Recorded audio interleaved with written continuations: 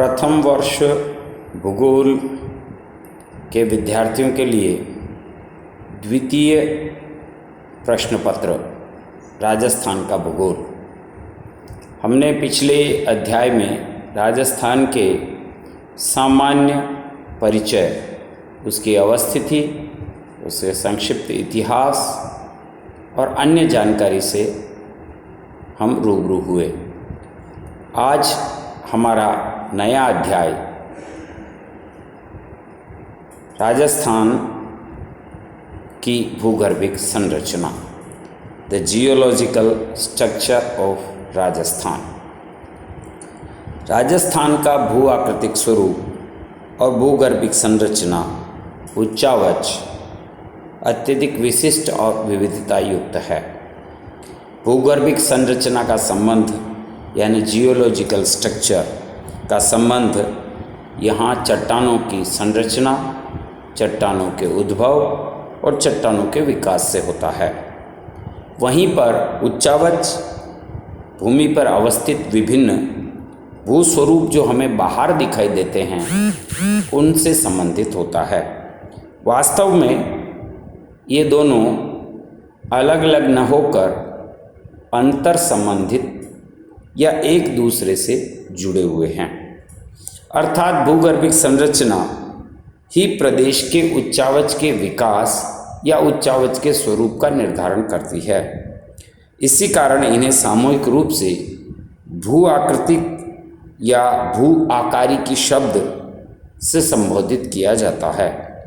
यह एक ऐसा प्राकृतिक तत्व है जो खनिज उत्पादकता, मृदा उत्पादकता, जलवायु, वनस्पति को तो प्रभावित करता ही है, साथ ही उस क्षेत्र विशेष के मानव व्यवसाय, जनसंख्या के वितरण, मानव के रहन सहन, मानव के क्रियाकलापों को भी प्रभावित करता है। इस प्रकार राजस्थान राज्य के भू आकारिकी विवरण में ये दो अध्याय एक साथ और एक दूसरे से जुड़े हुए होंगे। दोनों की जानकारी अत्यधिक विस्तृत है। लगातार हमको ऐसे 4 या 5 कक्षाएं और कालांश इन अध्यायों को देने होंगे। उनमें से प्रारंभ कर रहे हम पहला भूगर्भिक संरचना, यानी पृथ्वी के आंतरिक भाग में राजस्थान राज्य के किन किन क्षेत्रों में किस प्रकार की चट्टानी संरचनाएं हैं। ये सभी संरचनाएं बाहर दिखाई नहीं देती और जो जियोलॉजिस्ट हैं, जिन लोगों ने भूगर्भिक संरचना पर विस्तार से कार्य किया है, उनकी समस्त सूचनाएं प्रामाणिकता और खनिजों की उपलब्धता के आधार पर यह जानकारी हम तक पहुंची है।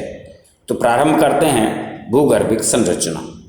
राजस्थान राज्य की भूगर्भिक संरचना भारत के अन्य प्रदेशों की तुलना में अत्यधिक विशिष्ट है, क्योंकि यहाँ एक और प्राचीनतम प्री कैम्ब्रियन युग के चट्टानों से युक्त अरावली पर्वतमाला है, तो दूसरी ओर अत्याधुनिक वायु द्वारा जमाव की गई रेतीली मिट्टी। अरावली की पर्वत श्रेणियों में प्राचीन ग्रेनाइट और नीस चट्टानें हैं। उसी के साथ साथ देहली और विंध्यन समूह की चट्टानें हैं। हाड़ौती का पठार मालवा का पठार का ही भाग है। वहीं दूसरी ओर बनास, माही, चंबल के जो बेसिन हैं और उनकी सहायक नदियां हैं। राजस्थान की भूगर्भिक संरचना की प्रमुख विशेषता यह है कि यहाँ ऑर्किनियन और प्री कैम्ब्रियन की संरचना साथ साथ दृष्टिगत होती है।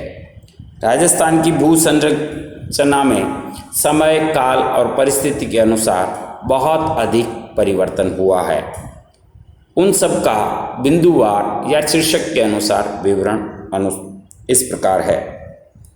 यहाँ की भूगर्भिक संरचना में क्रमशः आद्य महाकल्प, पुराजीव महाकल्प, प्राद्यजीव महाकल्प और नवजीव महाकल्प, जो ये प्रथम वर्ष में जो जियोलॉजिकल टाइम स्केल है इसको अकॉर्डिंग है ये, और यह कल्प लगभग 10 लाख वर्ष का है, जिसमें आद्य महाकल्प 4250 से 45,000 लाख वर्ष पूर्व है।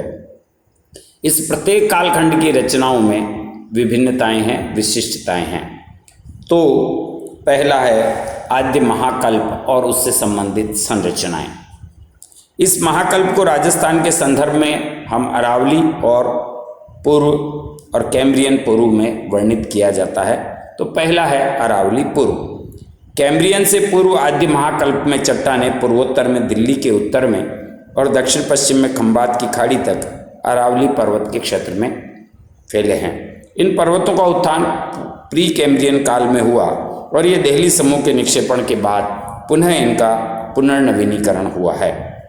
अरावली पर्वतमाला के मध्य में विशाल समभिनति है।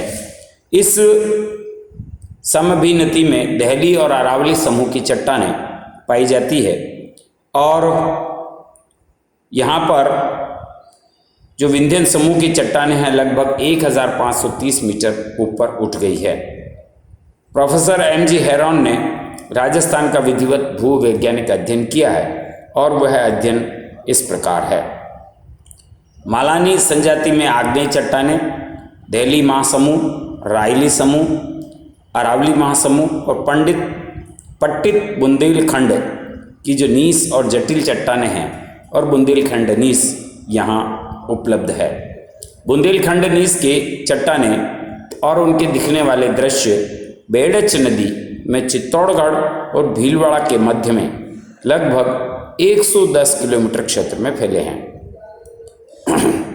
दक्षिण की ओर यह विंध्य समूह से ढका हुआ है, अन्यत्र इसके ऊपर पट्टित नीस चट्टानें दिखाई देती है। कैम्ब्रियन पूर्व, इसमें अरावली महासमूह है, देहली महासमूह इसमें सम्मिलित है। तो अरावली महासमूह में पट्टित नीस के ऊपर विषम निश्चित रूप में फैली हुई अरावली महासमूह की चट्टानें हैं। इस महासमूह में फाइलाइट्स और ग्रेवैक्स चट्टानें, क्वार्ट्जाइट्स, डोलोमाइट्स और संगुस्टिका शेल सम्मिलित होते हैं। क्वार्ट्जाइट मेटावॉल्केज्म के साथ जुड़ी हुई है और अरावली समूह के पूर्व के शेल चट्टानों के ऊपर विसंगित रूप से विद्यमान है।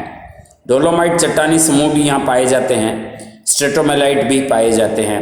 बहुत फाइराइट्स के महत्वपूर्ण भंडार यहाँ उपलब्ध है। अरावली महासमूह की विभिन्न चट्टानों की संरचना के आधार पर इन्हें दो समूह में डाला जाता है। एक है जाडोल समूह और दूसरा है उदयपुर समूह। दूसरा है देहली महासमूह। इस देहली महासमूह की चट्टानें राजस्थान के काफ़ी बड़े भाग में विद्यमान है। इस महासमूह में उत्तर पूर्व में दिल्ली से लेकर दक्षिण पश्चिम में गुजरात तक फैली हुई है। ये सभी चट्टानें अजमेर, पश्चिमी मेवाड़ के इस महासमूह में अरावली पहाड़ियों में बहुत सुंदर पर्वतों का निर्माण करती है।